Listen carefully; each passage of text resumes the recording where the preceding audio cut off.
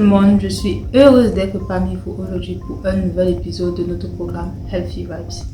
Aujourd'hui, on va parler d'un sujet souvent tabou et pourtant qui concerne beaucoup d'entre nous, à savoir le cycle menstruel et les protections hygiéniques adaptées à notre flux. N'oubliez surtout pas de vous abonner à la chaîne, d'activer la cloche de notification et de me laisser un joli commentaire. Étant donné qu'on aura beaucoup d'informations à partager aujourd'hui, on va commencer par parler par le cycle menstruel de façon générale. Ensuite, des comportements adaptés durant la période de menstrues. Pour terminer par les divers types de protection hygiénique qu'on peut rencontrer sur le marché actuellement. Restez connectés jusqu'à la fin.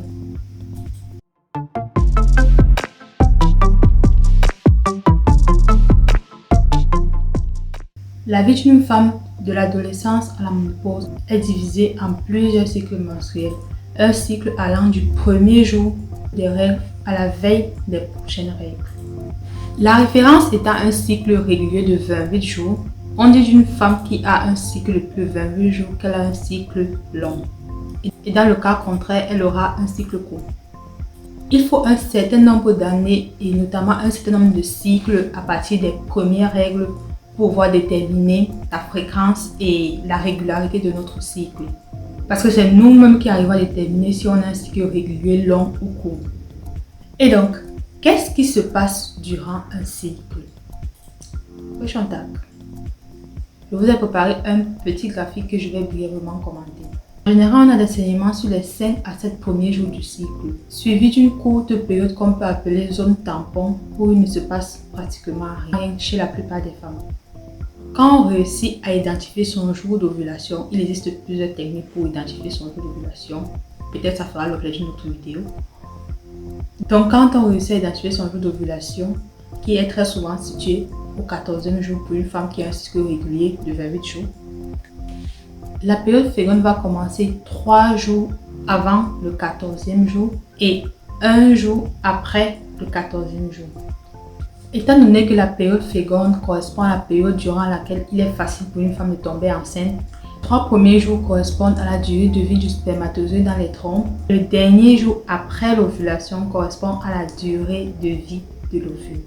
Donc à partir du 17e jour jusqu'à l'apparition des prochaines règles, il ne se passe rien et donc pas de risque de fécondation. Précisons tout de même qu'une femme qui souffre d'endométriose, de problèmes ovariens ou de kyste n'aura pas forcément cet agencement du cycle.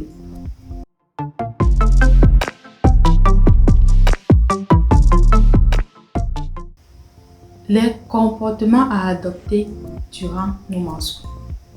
Pendant ces quelques jours, il est fortement conseillé à la femme de boire beaucoup d'eau. Parce que l'eau va venir agir sur l'hypothalamus que nous avons là et faciliter la sécrétion des hormones.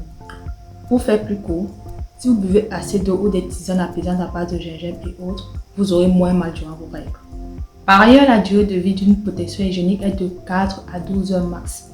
Il est donc recommandé d'utiliser 2 à 3 serviettes hygiéniques dans la journée. Donc, je conseille personnellement d'utiliser 3 protections pendant les jours de flux abondant, du réveil à la pause, de la pause au coucher, et 2 serviettes pendant les jours de flux léger. Tout en sachant qu'il existe des protections adaptées aux activités journalières et celles aux activités diurnes.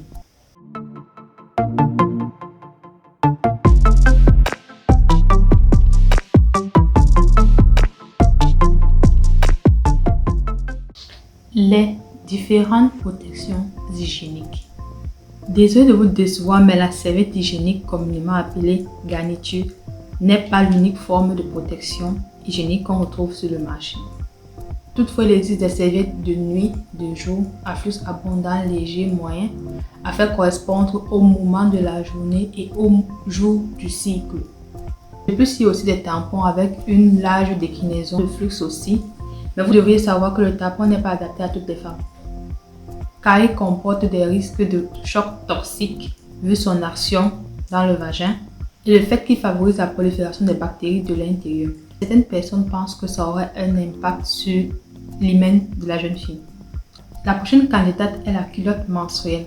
C'est en fait un slip dans lequel sont déjà incorporées des couches protectrices de coton qui ont pour but d'absorber le liquide et d'empêcher qu'il ne fuite. Contrairement aux serviettes hygiéniques, il y a moins de chances de souffrir d'irritation de la peau. Je l'utilise personnellement et je la recommande aussi. Donc je vais vous laisser un lien en description de la vidéo. Pour terminer, il y a la coupe menstruelle. C'est une coupe en silicone qu'on insère dans le vagin un peu comme le tampon. Mais contrairement à ce dernier, elle n'absorbe pas, elle va plutôt venir recueillir le sang jusqu'à ce que vous le vidiez de vous-même. Il y a de ce fait donc aussi un risque de choc toxique. Néanmoins, je vous laisserai un lien en description de la vidéo. C'était tout pour ce numéro. N'hésitez pas à me laisser un commentaire ou de m'écrire sur mes différentes pages. Le lien est en description de la vidéo. Je serai ravie de vous répondre. On se dit à la prochaine.